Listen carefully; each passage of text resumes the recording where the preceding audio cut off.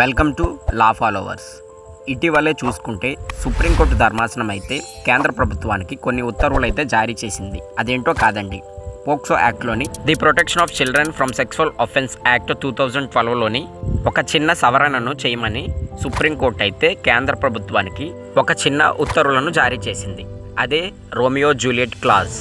Romeo Juliet clause అంటే ఏదో కాదండి, బిలో 18 ఇయర్స్ అడల్ట్స్ ఎవరైతే ఉన్నారో వాళ్ళు కన్సెన్సువల్ రొమాన్స్లో పాల్గొంటే దాన్ని మనం నేరంగా పరిగణించలేమని చెప్పి సుప్రీంకోర్టు ధర్మాసనం అయితే కేంద్ర ప్రభుత్వానికి ఒక ఉత్తర్వులను అయితే జారీ చేసింది.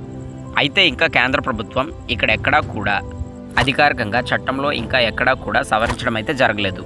ఇది జస్ట్ సుప్రీంకోర్టు ఏంటంటే కేంద్ర ప్రభుత్వానికి ఒక చిన్న ఉత్తర్వుల కింద అయితే జారీ చేసింది. ఇది ఏ కేసులో సుప్రీంకోర్టు కేంద్ర ప్రభుత్వానికి జారీ చేసిందంటే state of Uttar Pradesh versus Anirudh 2026 కేసులో సుప్రీంకోర్టు అయితే కేంద్ర ప్రభుత్వానికి ఈ ఉత్తర్వులను అయితే జారీ చేసింది.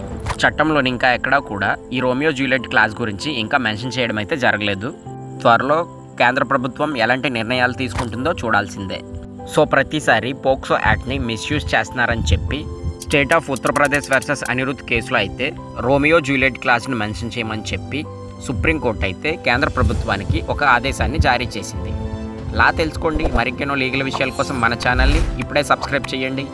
Thank you.